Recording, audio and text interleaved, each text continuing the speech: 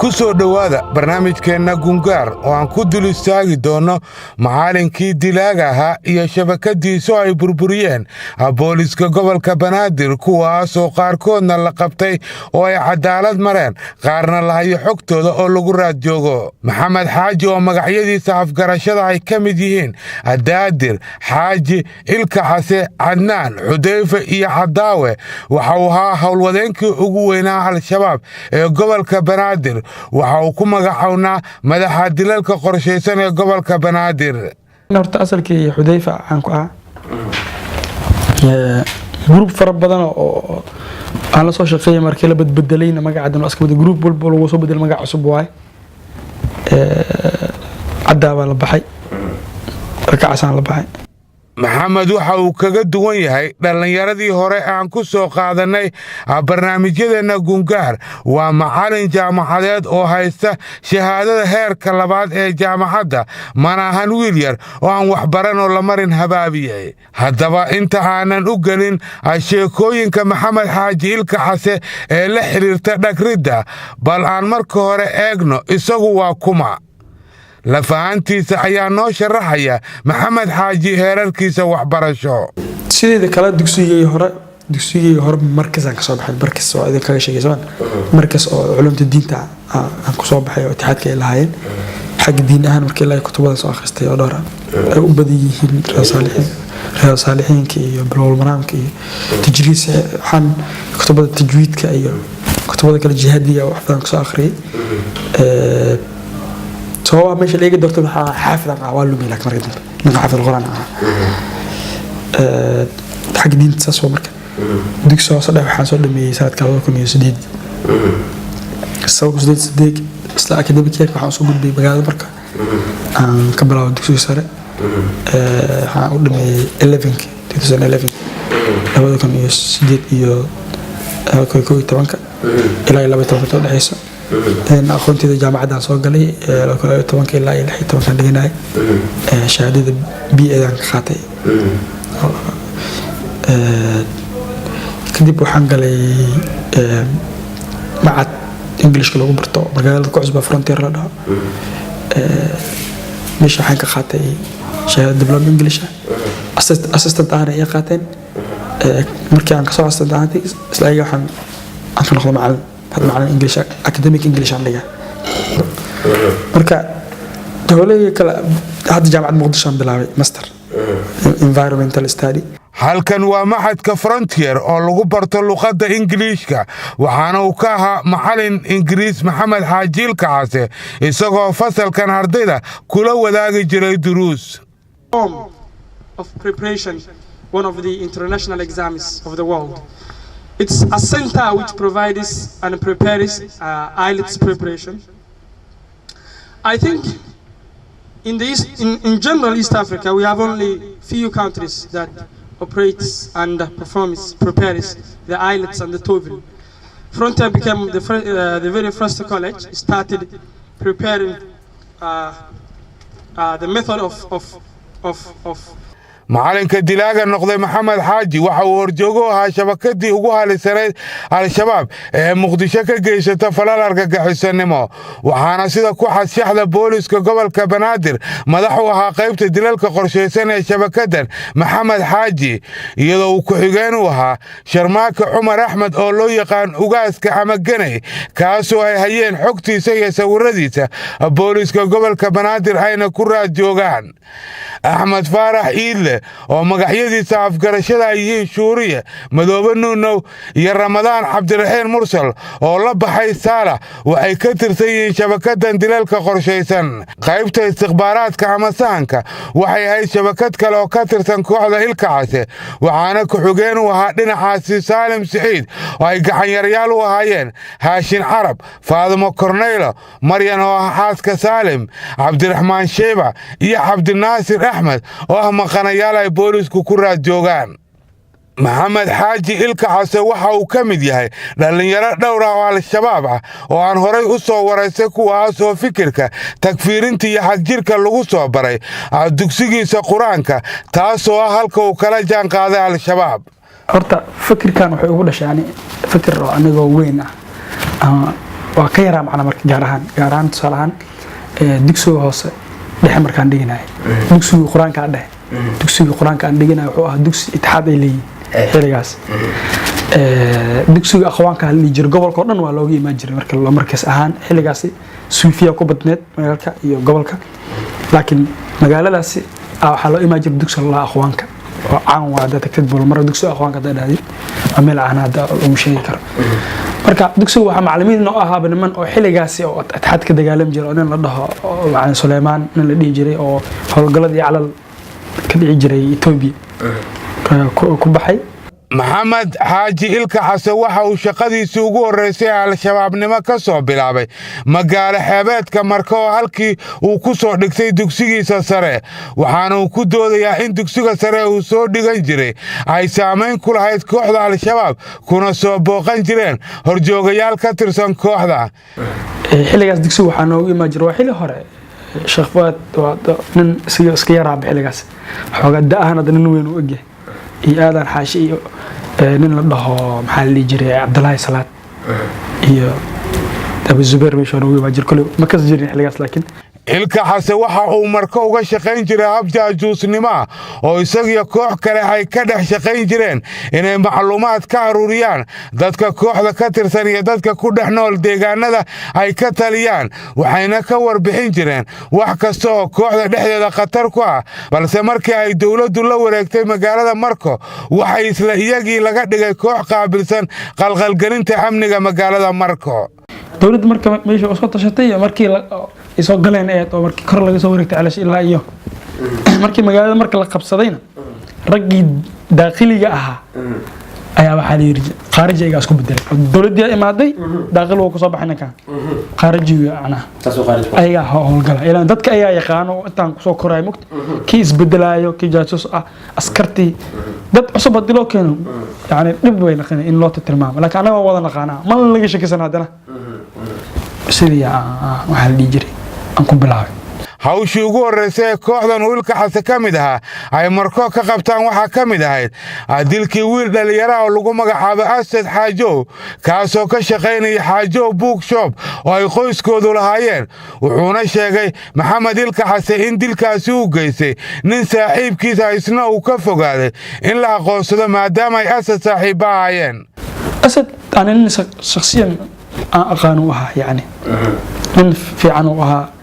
dawladda u shaqeynayeen waxba muusan ahayn meesha station road ku joogay footadaas uu iska joogay family ahaana yani waa dad aad loo yaqaan footada iyo sawirada dadkaas xiligaas gobolka dhan waa laga yaqaan sawirka dugsiga sare shahaadada xataa isaga yaqaan banaankan joogay oo meesha isaga station roadtiisa munishibi meel la ku tala sarta dheereed oo muxaadarooyin wax lagu qaban jiray anoo xagga taagan aan waxaan arkaa anug oo marka dambe dhiman doono oo budbooda la dhahay doono amesh taaganay Asad telefoon intuu qabto wuxuu dhahay waraan imanka wada carreen gabigooda wallahi fulay waay shaabti iyo wixii iyo kan budbooda wax muusan hubsan ninka ku bilaabay abaar marka xabad ina anaga soo wada orod meesha ka imaanay ninkii jeefa aragnay inanka bisko la xariisana bas ninkii soo wadnay waxa dhacay saan u dhahay ninka u dhahay telefoonkaas ku hadlay telefoonkiisa waa kaasa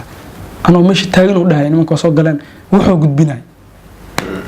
Asad markaas uu noolaa ana waa arkay ana paralyze uu noolaa yani meed ahaan uu soo tagay ninka laakiin markaas waa noolaa Asad marka dadka ma sukaan yaqaanaan qaarkood si kale saaxiib waa una footada iyo wixii marka ma ku darsamin baana hadhow siisan far ii soo galin banaankan ka istaagay maxamed xaaji ilka xasan waxa ka mid ahaa waxyaabaha xajiibka leh ee uu sheegay in markii magaalada Marko ay dawladdu la wareegtay uu la noolaa Jeneraal Ismaaciil oo xaruurtiisa uu saaxiib la ahaa iskuulkana wada dhiganayeen wuxuuna barnaamijka gungaar u sheegay in maalinkiina uu gabaad u ahaa guriga jananka habeenkiina uu isla guriga bambooyin ku tuuri jiray si uu u dilo jananka uu gurigiisa ku noolaa ee uu la tacaamulay sida xaruurtiisa oo kale آخركينا وحاو مركي ومركا كدلي وهي وجنرال إسماعيل أحمد عثمان مكيالي كدلي سيدي دي اللواتنكي بشي تمنا سنة كي لبدي يكون يلحي طبانكا دقمدا وابريا مقالة مقدشو نين وحال جري إسماعيل جاشان اللحي أها وعن وايس شنامدا عن كامركا كتار شيخ إسماعيل مركيالو دمغا شانيك اللهوا جنون لكن سياد بروها markii dawladda ay dadkii xagga markii shabaabka ay qabsadeen asal oo shaleemada laga burburiyo laga bursado ahaa meesha intuu imaaday dawladda uu soo hubeeyay dib loo sii jirnay waxa la jiray darajadiisa markuu soo weeraray si kala daan u dhigay marka aniga iyo wiilashiisa saaxiib waa ahayn shaleemada Ismaaciil guriga ku dhiganaa buu deganaa baan weligeed magaalada markuu soo galay gurigiina waa deganaa ninkaana janan waay adeer iska dhaha marka mugta ilmiisna saaxiibana ninkii aameesh dadka qabtay ku mid ah marka Abdulqaadir Siidi isagii gurigaas qabtay ninkaasna waxa waay dadka isaga iyo ciidanka iyo dadka si gaar ah u beegsan oo kamid ah isaga dhowr mar oo aan shakhsiyadii iga badbaaday oo aan gurigiis bam ku tuuray ciyaarkiisa saaxiib waa ahayn hadda marka dambe intaan ku helay ninkii waxaasna way soo dhamaadeen waa la soo weynaaday jaamacada la dhameeyay dar hadda Muqdisho kan 2 sano ka hor iyo hal sano ka hor inay tahay jara Liberian ku helay Ismaaciil asoo Interpol shaqeynaa booliska مود شن سنة لح سنة كسورة تنكي dadkii meesha waxa waa soo baabaa inta la islaamad moqt laakiin to imaaday isagoo sarkaal la sii dalacsiyay oo yaani Interpol u shaqeeyay wiilashiisa saaxiib waa ahaan anaga marka si hadii la dhaho xoogaa waxa ugu jira adeernimo iyo wixii qaraabo min laakiin adeer iska dheena laakiin haddana hooshii ana bariis adeer iyo waxa inaan ana ugu dambeyn hada ninkii saaxiibkayga Hashimi أفرسمينك يعني شوري dilka Generaal Ismaaciil kuma uusan ahayn Maxamed Xaaji kaligiis waxa ka qayb galay Haashim oo kamid ahaa shabakada Ilka Case waa kan Haashim oo isagana ka sheekeynaya qaybtii uu ku lahaa dilkaasi wuxuu fadhiyay maqaayad ku taalo iskuuska waa bari iskuuska shaqaalaha wuxuu fadhiyay insha Allah soo dooraa عندنا عيدنا مركزنا أو سمنار كما هذا الشيء تلياني من سركال وها حافظ صوق الحافظ يعني كل صوت وقال مركز تحسن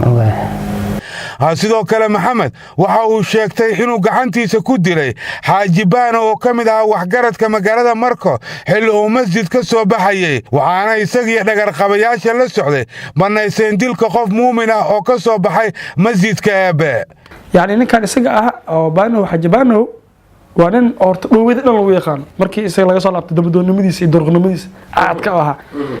markuu masaajidka ku soo baxay masaajid yar Ar-Rahma Allah oo ku dhex yaaris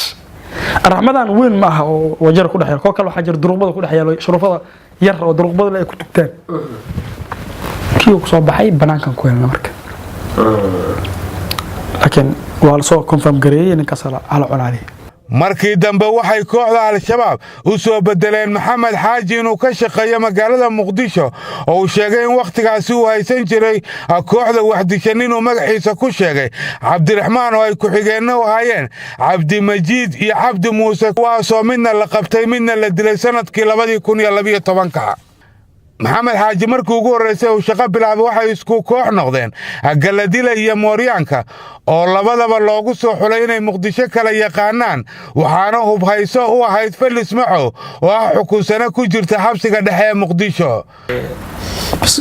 ana shakhsiyadan garad ninkan aan ku soo gaaray wax yar ana ku soo gaaray khilaafkii jugti wixii dhacday waliya kii kadib wixii dhan waa la bedelay lahay galadaan loo keenay oo Galadilay galada waxaan Allah la shaqeysta eragin hada asaasta magaalada waa ka saay wax ka qabta sida dadka loo asaasay oo wuxuu dhahay garad niman jabhada oo isku jirteen xilliga laakiin aad ku yaqaan aad aqoonina jiro oo guur hada hoostagaan waa laba nin oo active ah ku keenay yiri isla shaqeysta saddexdiin labadii qof ee waqtigaasi la shaqeynayay Maxamed Xaaji hadda galad waxa uu ka baxay Al-Shabaab halka Mooryaankana la baadigoobayo ay sheegeen booliska gobolka Banaadir inay hayaan macluumaad ku filan in la soo qabto oo ay ka mid tahay sawirkiisa Maxamed Xaaji waxa uu ka bilaabay Muqdisho hawlihiisii dilalka dhagarta waxa uuna Muqdisho ku dilay dad badan oo haldoor u ahaa bulshadan kuwaasoo isugu jiray saraakiil shaqaale dawladeed iyo dad kale oo bulshada waxgal u ahaa dadka haldoorka uu ku dilay Muqdisho waxa kamid ahaa Generaal Cabdullaahi Maxamed Sheekh Xasan Quruurux oo ahaa sargaal ciidan oo waxtar u lahaa dalkan waxa uuna jaranka ku dilay masjid ku yaala Waabari isagoo ka soo baxay salaadii cishaa maadaama uu sheegay in maqribkii uu ku adkaaday dilku sabab la xiriira ciidamada ammaanka oo ka dhawaa aaga جنرال كان ماشي soo fadhiisana maqribki cishaa wuxuu ku tukanaa marka maqribka ma la dili karo oo degmadu u dhow yahay degmadana ciyaalkan racad ka joogo aagaas isha hamadu waata marka waa cisho marka niyo dhowr mar isku daynay waxa la isku heshiiyay hadii ninka bubuk la maqlo degmadu u dhowdahay isgoosada day xiraan inta laga baxa ragina la lugayaan hal luuq waxa jir marka mar walba luuqa xeelada la lahaado oo lagu baxsada jiro oo la calada wadooyin kala xirxiro oo bajaajta la barbaaray dhalinyarada iyagoo waxooda wataana meesha la soo maray dilka jenaraal quruurux waxa uu ka mid ahaa dhagarihii ugu xuslaa uu sameeyey maxamed xaaji ilka case waxa uuna ka hor dilkaasi diyaarsaday 2 koox oo bamgacmeedyo ku kala tuura xarunta degmada Waabari iyo bar ciidan oo ka dhaweyd meesha si uusan gurmad ugu imaan inta dhagarta dilka ay socoto kuwaas oo markii uu isagu teleefanada ka baaqay tuuray bamgacmeedyada kadibna uu isagu fushaday hawshii u socday oo ahayd dilka jananka masaajidka cisho ku tugtaa marka qorshaha waxa la keenay waa la fariistay shirc anaga waxaan dhahay shirc hoosh adan keenay taala soo qabsan la adan keenay taala marka muqdisho idinka dhex joogna waxaan wixii hub iyo fan loo baahday diyaar waa laakiin hoosh idinka wada جنرالك مركا هوش أنا وصل شوتي نيوادا مقدس وكل يخان بدبد أنا سلمان وصل شوتي سلمان ترى حوير نيو جنرال كرتا حل ملوجا ذكر لون ملوجا ذكر صدح ملوجا هذا إلى لبوا وطه مركا استافكا لبوا واي حل نسقوا نقول بشغلي سقب صدا نقول بهلوك هذا مركا أنا حكون فكري دقمدا أودو waxaan nahay markan iyo macquul ma degmada hal dhagax lagu qabto oo mashquulin ah hatta albaabka ay isaga dhufta say barto intay difaac ku galan xabada ay tooraan ee isku qasanto ugaaska wuxuu soo jeediyay degmada hadii lagu dhufanayo kuwa kale oo buundadana gaaray meesha u yaalo jidka day dhacday soo dhaqaajinayaan ayagana aan ku dhufana markii warkii la isku raacay talada raafiyay dhagaxyadii la keenay oo la soo diyaar garoobay saddex markii lagu soo diyaar garoobay ugaaska caawba hal loo keensaday hal qof loo keensaday maxaa la jiray jananka hal staff loo wataa bas sayidka iskuul tugtay markii cishaha oo laga bixi rabo waa u baaqayna dhalinyarada markaan u baaqno baaq aan ku wada dhufan labada dhalinyaro in jugta ay dhacdo kadibna xabada lagu xijiyo saas ay ahayd si xabada dhan ay u dhumaanba in jug markii dhacdo xabada waa la wada yeerina waqti ciidanka yaa tuuray meeshana ku dhex qarsantaa la rabay kadib sidii jugtiya dhacday oo ku qaban ugaaska iskool daan soo siiyay الله أن حريص جنرال محمود حاج علي وكمدها سراكيشة عيدمدا أيا كمدها ددكو دلي محمد حاجي وحانا وكدلي دقمدا بوندر حلو جنان كورفا دي غورغيسا waxaa soo gudbiyay wiil mootolaa soo gudbiyay oo dhahay in janana meeshan joogo markaan tagay oo aan shaqada soo fiirsalay dhahayniyo soo fiir dhalinyarada xagga gudeen bonder meesha ugu xarunta badan waa dawladda maxaa la jiray soo fiiri shaqada markaan tagay oo maxay toole aan soo fiiriyay meesha way adag tahay aad iyo adkaatay waxaanay ninkan general ma okay maxaa ninka banaag iska fadhiy horkan general ma aan dhahayniyo ku qaldamaysid هروح موجود ما جيسان شيء حتى نشخاص قال هروح كجنة مع أنا كسركال وادي أكتر كان جن ولا كنت سوف لسنة هل ويلا فريسنا مجرى عنده مش واحد مبرو عنهم بولي جيدا تاسو كل سنة تاسو سكوا خواء بس أوكي واحد مرك قلب عن ربني قلب عن سوري قلبيسي صوح قولي الله دسايا صوح أنا يشوري يوحاماني يوجاس شقدا إلى شق الجنة ومك ilmo yareer ma kaysan kartid waa kaaga dhaawacmi karaan ka dhiman karaan ragii waaweynaad in xaniyooda fuulaha markaan meesha imaanay janankii isaga ahaa jananka waaba fadhiyaaba subaxa waa haddii ani iyo ugaasaan xiranay shuuriina waa u xiran tahay shuuriya nooha xag u taalo noohadaan ka qaadan aan ku yiri ma nooha ma la bixi karo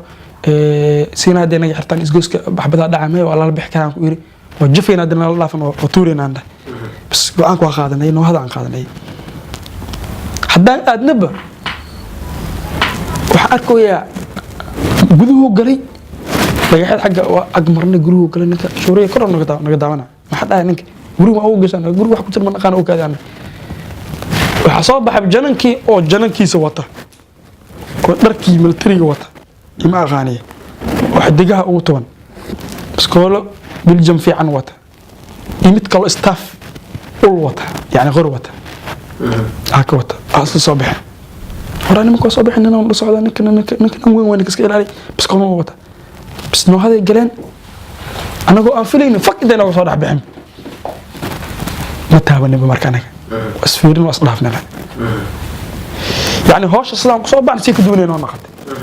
من كان مش نوف دين عادي إسكا هذا بس كله سوقاتي إسكا خلص تهدي له ذلك ودي ما ودقنا مالن كلابات مالن كلابات أصل السدي صوبلانك فديه بوك أنسيني ما هذا اللابتوب صار اللابتوب كان صوت دفي أصلا عرني كوفي عن كل قلم روبنا أولي قانا كوفي عن كل قلم أصلا عرني xeer ilaaliye xigeenka qaranka maxamed cabdiraxmaan oo gurigiisa ka baxay una socday hawshiisa u khidmaynta shacabka ayay ku dileen waddo ka soo baxda gurigiisa iyagoo kadibna ku baxsaday gaarigiisa balse iska dhigay gaarigaasi markii jidadka oo dhan laga xiray wuxuuna sheegay in xeer ilaaliyaha ay ogaadeen xilkiisa markii ay dileen kadib isaga ayaana gacantiisa ku dilay maxamed xaaji xeer ilaaliyaha bajaajka aan ka soo deganay gaari kama hoostaanay كان واسو نك لبي كسارين نك كلا إلى أنا بجناي نك ما هذا قل نصور بس هذا قل نك كلا إلى الله أنا فرنا صاحبه ومشغول أنا نك هذا وتابت ومشغول سي مكتب بس كيس ما عايز هذا ولا قاعد كرر كذا نك كلا إنه مركب نك إلى عليه واحد دلائي إنه إلى عليه أصلا كرر سوى كان هي حاجة قل أنا قل أنا قاعد أنا قل هي نك قاعد دمر مش صاد حكي أبو نوع كذا بقى استاجيب سميه أبو دش هذا عي كان كلا تقول هاي بقى قبتي صدق أنا قارك صدق أنت صدقتي ومنطقي وفريستك عيو اسكت درس منو سمع عبين مركان وقاعد عقد لك جد ولا مرة مكت تين ضوء على أسكار الله عنك وإحنا ملوهين عن ملاء قوسن كدب وحمقلنا قدرنا كما قدونا نك أو ده يور هبرة ننا تلفون قول له نجي سنة أنا قوم بس كمرين دبك ورنك يستجع هنك كلا ولا صارناية سلوا لا فمرك نك كلا ورنك كلا ما أخوزنا الله دي بنك فاهم دونا نك حتى إنه وحاها فلولا أنا أوغان وديك اللي نفتر كيسة دي بنك أوغان دونا نك جاري لا صارنا إنه الشقة وحكى لها يعني حرر عليه محكمة ونفتر كشغينة أوغاني فاكتور لكن لما هو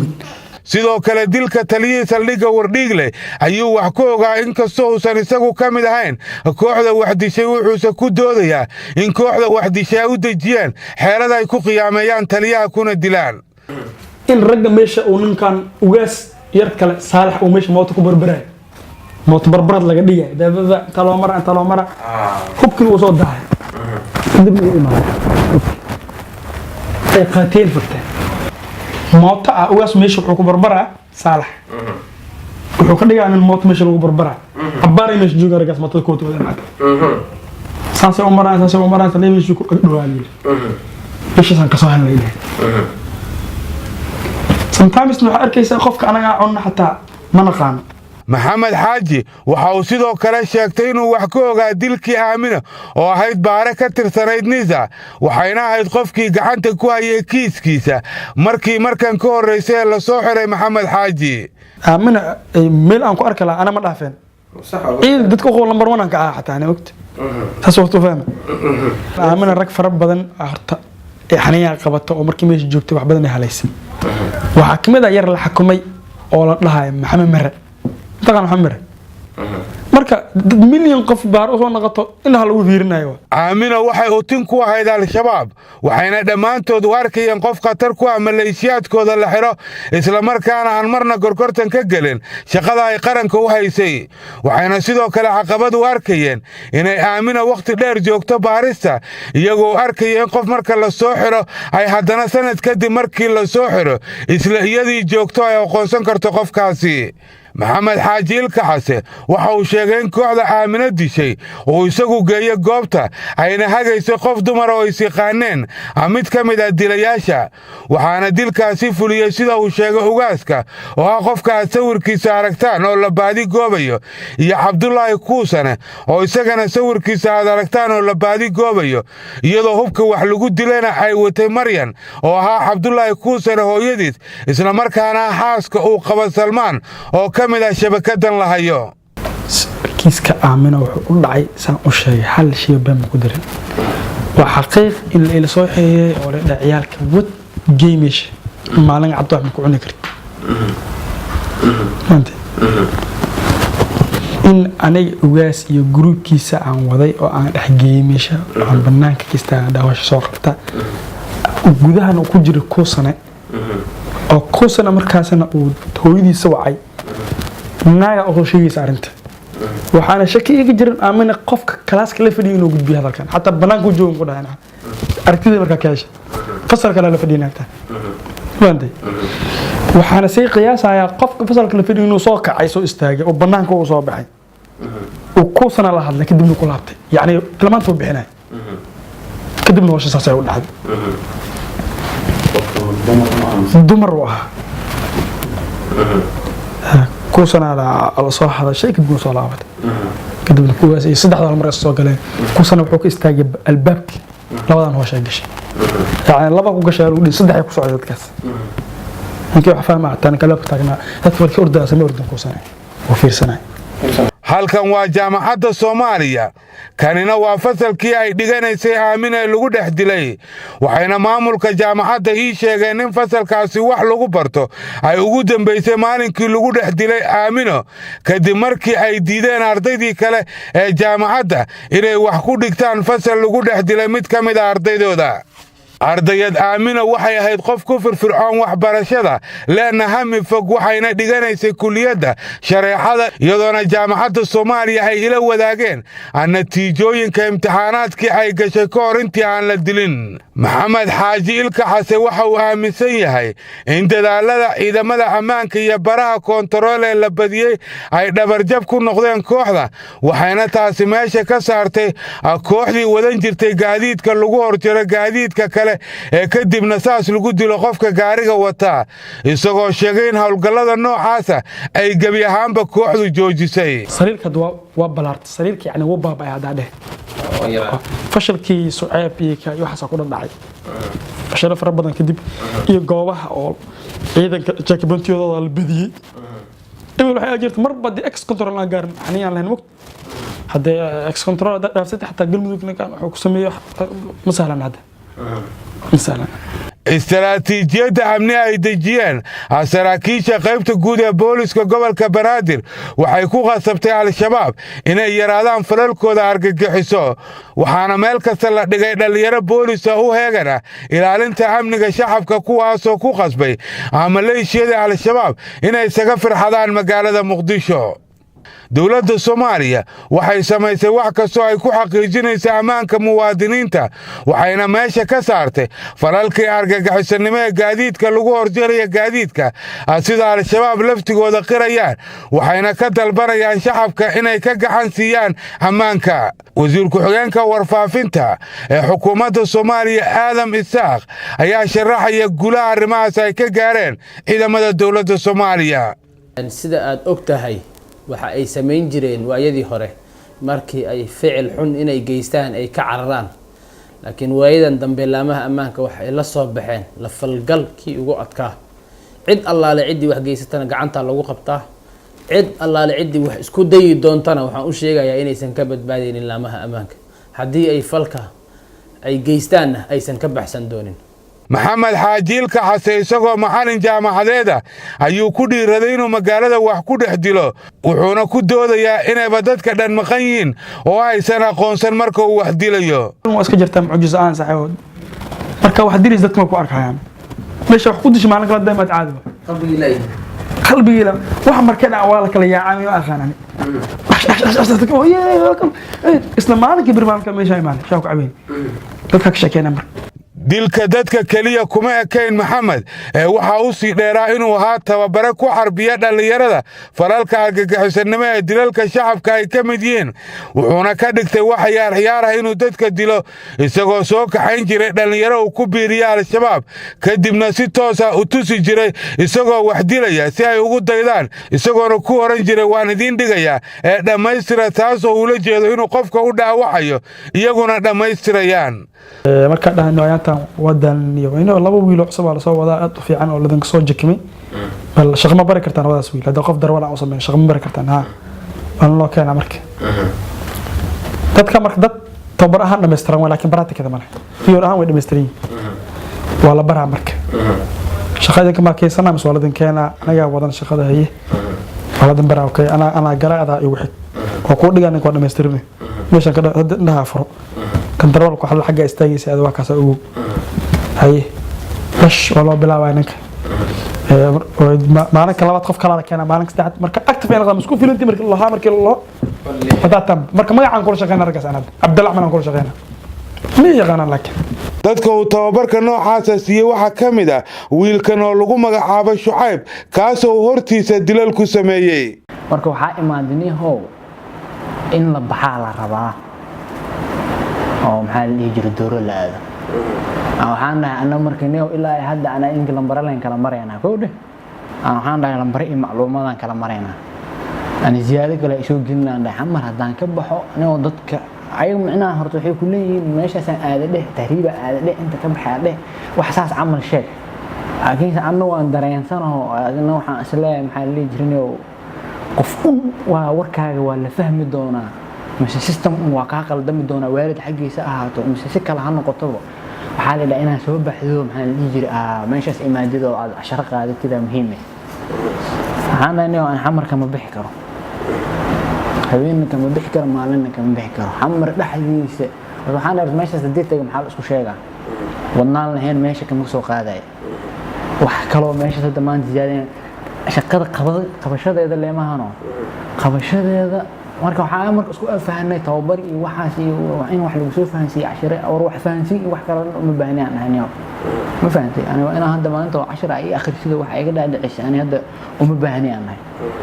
marka hadii ay si kale ay jirto ana safar ma soo aadi karo xumaana aysan naga noqonaynaa بس وحولها مرك كله واسكون نقدان كله رجع وحاول رجع امتحان waa isku laabteen marka waxa la hortaninka waa laga wareysana barnaamijyada ayaga isla wada hadlayaan saan jeclahay anana aan ogeyn laakiin se ugu dambeyn markay soo wada fahmeen waxay soo go'aansadeen aan dhiijir in ay shay noqoto gartaas ay macnaha macquul ay noqoto uu soo celiyay wuxuu dhahay maxaa la dhiijirinayo shaqada iyo qaabkeeda iyo nooc loo qabanayo iyo wax dhan waa lagu fahansiyaa الإفانسينا من كاسا معنا محل يجري صاحبك راعيسا سو مراتك أهانة تفهمي عربية كوحلة سحوته وقامنا محمد حاجيل كحاسة وحيسكو ديان هنا يدلان هوية المكو كورسانة سيكا قراحسيكا جاتكا اغاركا سيلقا أمريكان كهالكاس اي مركي اي كورتاقين هوية داسي دمانتود وديحي وايين بسولدي اي وتين وكوان كوحدي بسولدي وديحي وايين ومن نوغو شرحا يا وحي مالكاس كل حي horta intaan aqaano horta waxayna hayeen ilkaas Arab Ahmed iyo aniga Yaxya oo laakiin waa Ismaaciil saxda markii oo islaantan inta la aadan ka hor Ahmed ayaa aan isku xiray ilkaas wuxuu dhahay waxa la shaqeynaysaa ninkan kula shaqeynayo wuxuu dhahay meeshaas naagtaas oo irgada wax soo doorato iyo waa liisha noola sharaxay irgada soo dooratay islaantaas ayaan ina aadina rabnaa waayahay ayaa dhahay أحمد يقول جرويده أحمد يعني جوا سوء أدني مركورة الكعس يا إبر سلام تجاد يجدا يرجعني صوت دورته إيشيء أحمد نسوي بر لكن أنا يوم كده بس أحمد يا إسرائيل وسوانيني وإيمانيني مرنا وين مقنيد إذا مقنيد والله وين باقتي مرنا مركا أدني وإذا أنت مركي لهلا كده والوانا ما أنا كده بسين وأودم بسي والهلا هبيني يهيد مقرب مركي لسودو كده ماشي marka tagnay oo irtijaadka kadibna meeshii ayaan howlgalkii in la furiyo rabi howlgalkii istulooyinkii iyo wixii aan ka tibeen kadib anaga wax ka soo tagnay wax ka soo cararnay meeshii xoogaa yar buuq yar ka meeshii wax ka soo kala cararnay kadibna anagoo carreena ayaa ciidamada dawladda dhaxda u galnay horta muddo waan ka soo qaaday waxaan keenay cabirka siliga tala gaarin bacaad ahayd meesha ku tiji iga digeen adiga 10 daqiiqo ma soo wareegan soo qaylaay soo baxay ilkaasa niyo waa baasha ka halawday inuu ka gaaro meesha ka tageen dad ha qaadan koorsa daasho shaqo qaadan haybayaan ay mana diidi kartid waa soo qaaday asoo kontrolkan ku soo dhacay marka kontrolka oo askarta nasteexo ku soo dhacay niyo aan horta systemka qabasho ahaan marka aan kuu sheego oo haddii meel kasta laisla aado mise meel kasta la soo maro horta wax aan karsamaynin waxay ahayd anagoo shaqadaas naga soo baaqatay kidibkaas u imaaday ay tahay meeshan cakaara taqaane ay tahay ya meeshan lagu qaban doonana ay kuley ay tahay madiina salkeeda ay tahay oosan wixii oo qabashadeena iyo intaasna aysan u dhaxaynin wax aan 10 daqiiqo dhameen hataa haddii aan fiirino 3 daqiiqo camal ah soo cararayna oo orod fiican ah marka meesha imaana bajaajkaasna 7 daqiiqana ma aanan saarnayn si aan hadda aan qiyaasay marka been banaanka laga tago ujeedaa marka umuum isku dar intaas ay baash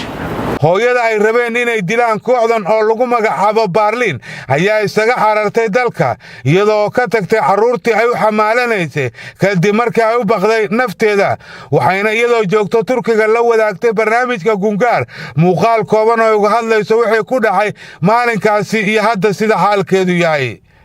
goor saacada ay tahay halka saac oo habeenimo ayaa rag ay imaadeen hubaysan الحمد لله رب العالمين وكانوا لهاي halka madaxaabay xabadiga qabteen bistolad dibaan ay sheegi doonaa makaaruf halkaas ay qabteen xabadii makaarufka ee bistoladii makaarufkeedu way dhici weysay oo ila soo wareegay intuu ay qabtay xukunka ilaahay way dhici weysay bacdeen kii labaad markuu ninkii koobaad laba xabadood uu qabtay ninkii labaad uu soo wareegay kii kala imaaday oo labaad halka uu iga qabtay kilida ah bistoladaas waxa la yaateetay xabadii way dhici weysay qadarta rabbi uu liga soo wareegay halka laabta uu iga qabtay weysay sayaniga ay waan maxay shay ragina ilaamaha abniga ay gacanta u galeen markaas ba control ku dhacay aniga markay meesha seeqado korontada iga maqneed ka bacdiya gacanta meeshii laga qabtay markay gacanta meeshii laga qabtay kulay cadkayga dambeeyay targad waxa laga dhignay ma aqaano marka hadda aanu cid targad ka dhigaynin sharciga islaamka kama weynin hooyo Soomaaliyeed oo konton habeen umul ah ayaan ahaa ciyaalkayga meel kuma sheega hadda waxaan biilayay oo markaas aan qof u baxay u baxay oo beel iga sugayay hooyadii waayeel ah walaalahay sabool waxa bahaysanin ciyaalkayga yaryariska oo midka uu yar oo markaas umusha aan kula jiray konton habeen ayaan umul ahaa intaas baan idin sheegayaa sharciga islaamka kama weyni dhagarta iyo dilka dadka waxa soo diyaariya koox ay u yaqaanaan istikhbaaraad waxaana kooxdaasi xukuma ninkan oo lagu magacaabo Salmaan kaasoo diiday inuu la hadlo barnaamijka Gungaar balse Salmaan ugu dambeyntii waxa uu qiraal ka hor sameeyay fadhiga maxkamadda ciidamada qalabka sida ee Soomaaliya halkaas oo ka sheegay doorkiisa al-shabaabnimo aniga waa kamid ah laakiin taqyiid ahaan kama mid ahayn qasab awgiisa aan ururkan ugu biray aniga saaxiib aan nahay maxamed xaaji liiraada ay ugu qasbay inaan ku biiro shabaab asagaana barnaamijkaas la waday waxaan waabisna oo kaliya lacagaas oo kaliya koonkii bis ay isticmaali jireen wax hadda shaqo aan qabtin ma jirto Hashim waxa uu ka mid yahay shabakada Maxamed Xaaji la shaqeynayay waxa uu qaabilsanaa hagida iyo saaminta goobaha ay dilalka ka dhacayaan waxaana uu ahaa hagii ugu kalsoonida badnaa Xaaji waliba asaga ayaa ku tashkiiliyay inuu ka mid noqdo kooxda al-shabaab marka ninkaasna saaxiibka waa taqaana horena u taqaanay ururkaas inuu ka tirsanaa anaasan saaxiib aan nahay marka hadda ururkaas waaba ka tirsanaa waa la shaqeeyaa marka adigana waxaan jeclaan lahaa inkastoo saaxiibkayga aad tahay inaan arrintaas aan kugu tashkiiliyo oo adiga go'aan ka gaartid isla markii aniga go'aan degdeg ma gaarin waxaan lahay kuley aniga hadda nin iska shaqaystaan xaasna waa qabaa markaas waxaan ka shaqeeyaa footidii ka shaqeeyaa marka waxaan lahay hoowan waa laga fiican yahay wax hadda aniga arin qidda askari iyo xaas iyo mana aqaano haddana kuma degdegi karo kuley nin xaas qoon waa kuley dib ma loo dhahay laakiin qaabka u malaysa ma qaab kale nooc kale loo shaqeeyaa jirto oo adoo hooshaad wato ciddaadan aysan ku ogaanaynin oo iska fiican ayaa jirto magaalkaana joogo marka qaabkaas aan ku sheega haday ku qanciso kaas kulay ana horta waa kasoo fikiraa si wax u jiray sheeg marka qaabku ii sheegay qaabka amigu ii sheegay magaalka qaabka loo shaqeynayo hoolasho la qabanayo qaab loo qabanayo waxyaalahaas uu ii sheegay marka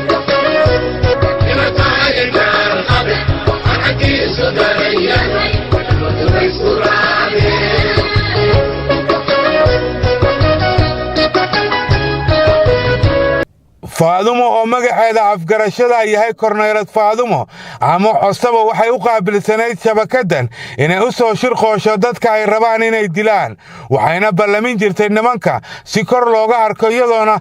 ka mid ahayd madaniga xamar jajab iyo ururka hooyooyinka qaranka jilcanta iska dhaaf aniga qarax ma ku dhiibanaan hubkan ii qaad ii hay ma ku dhahay degmadaas waxaan ka rabaa wixii ka dhacayo xilliga xilfada ay qabtiin xilliga madaxdeedii imaanayso xilliga ay degmada soo galayaan xilliga ay ka tagayaan sida badan madaxa idii timaado inaa ii soo sheegtid oo maxaan ku ilaa saas oo shaqada ay ila wadadaan rabaa waxaas la ii soo sheeg bis aniga wax kale ay qaban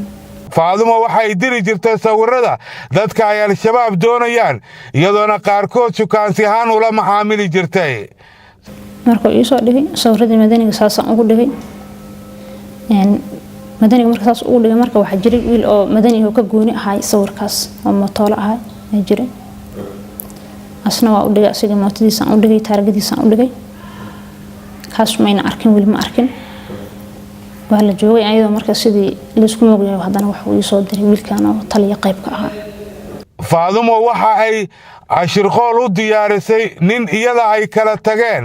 kaasoo ay u sheegtay inay uuru leedahay taasoo aan waxba ka jirin kadibna markii ay ballamisay waxay kor ka tusay koox ka tirsan al-shabaab si ay u aqoonsadaan marka ay dilayaan soo wacay asiga wuxuu dhahay hadaad uur leedahay inay buluhu saxyiin in kale isbitaal ku geynaa ani marka hadalkaas waan ka xanaaqay waxaan dhahay inay buluhu saxyiin in kale isbitaal ku geynaa iflagaadan arkaan dhahay marka wuxuu yiri ima maalo ima wiri xaar ma ku imaanayni waa ka xanaaqay maalinkaas xaar ku imaanayni marka habeenkii soo wacay wuxuu dhahay walaalay waa kugu la kaftamahay hadalkaas iska dhaaf iyo wixii oo dambi aan galnay waxaan ku iraada iska kiyafi xaaladan inay meesheeda ka sii socota rajaynayna oo reerka aan ka doono oo waxaan ku raxmatadan ku geystan aan ka tirtiro marka imo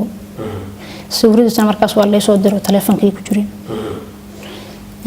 markuu soo wacay amiirka u sheegay xarisaas ay jirto wiilkaas maanta aad rabaa soo dhaxay xafadiis socodaan waa arkayna warjiro qarab ku ballan waa arkayna soo doonay waa soo doonay ayagana sidii ay kor uga arkeen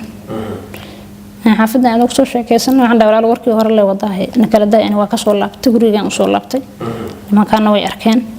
waxyaabaha cajiibka aan ku ogaaday faadumo waxaa ka mid ahayd inay aaminsan tahay khuraafaad iyadoona sidatay warqadan oo ay ku sheegtay inay ka xijaabayso dowladda inay ogaato howlaha ay waddo taasoo sida muuqata ah sixir iyo wax la halmaala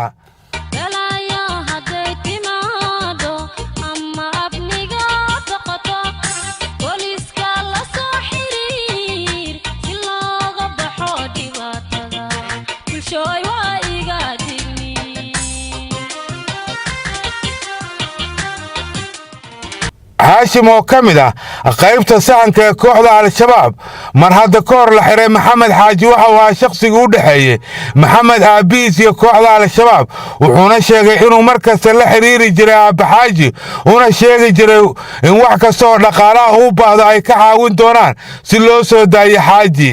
aabiis waxaan dhihi jiray xaalad intay maray meel bis waxaan sheegi jiray inay ardaydii ama dhalinyartii ururka goolmareer dhalinyarta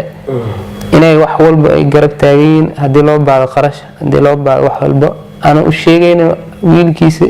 meeshii lacag hadii loo baado laga helayo dadka caawinayo aan qarinayo intaas aan u sheegi jiray laakiin lacag isku day jiray inuu hadii loo baahdo in soo dhiyo lacag lagu furdaaminayo business laakiin aabbaha dhalay maxamed xaaji oo aan la kulmay waxa uu diiday in ninkan ay wax wada hadal ah galeen isaguna uu iskiis ugu dadaalay sii daynta wiilkiisa wiilka hadda kahor waa iska jirtay ilmaha dala xiray yani raaf uu galay raaf waa iska jiray marka raaf baa la galaa xirmo oo raaf waa la galaa sida caadiga ah raafta waxaa jira wax uu gal la yidhaahdo lagu soo qabto iyo wax oo macnaha dhacdo fal of sameeyey ama oo dad sameeyey lagu tumaa oo wagaal la geyn la duubaayo iyo waxaa jiro howlgal guud oo la socdo howlgal guud lagu socdo meelahaasaa lagu xiray marka dam guud maanaha waxna waa lagu baay waxaan leeyahay hadduu dambi leeyahin hala xukumo hadduu dambi leeyahanna yani alisi ma jirtaa cid kaa gacansiisa markaasi deyntii maxamed xaaji waxa uu qabaa in horjoogayaashooda aysan ogolayn carruurtoodu inay galaan dhibka iyagu ku jiraan taasna ay tahay tuun ay qabaan balse aysan kor u sheegi karin sababo la xiriira xabsi ay qabaan isweydiina ilmahoodii aaw ilmahoodii waa laga dheereeyaa maxaa yeelay ayagaa lagu korraadina maraykana canuga ninka ku korraadin karo nacsu way fikiraan xaqiiqda laakiin saas ma ahan xaqiiqda waxaa nin walba canugiisa waa ku kulaanaya tusaale ahaan cali jabal ciyaarkiisa dhan way u kala maqan yihiin marka laga rabo wiilkiisa lala duqeynayo al-shabaab waxay maxamed xaaji ilka xase ku dareen haweenay u ka dhintay ninkii isku qarxiya hotel ambashador oo lagu magacaabo qaali cabdirasaaq taasoo hooyadeedna ay ku jirto xabsiga dhexe loona xukumay al-shabaabnimo iyo hubhayn qaybta koowaad ee barnaamijkeenna gungaar waa naga intaa qaybta labaad oo aan uga hadlayno siday wax u dhagraan kooxda al-shabaab kala soco habeen dambe isla 8 fiidnimo telefishinka qaranka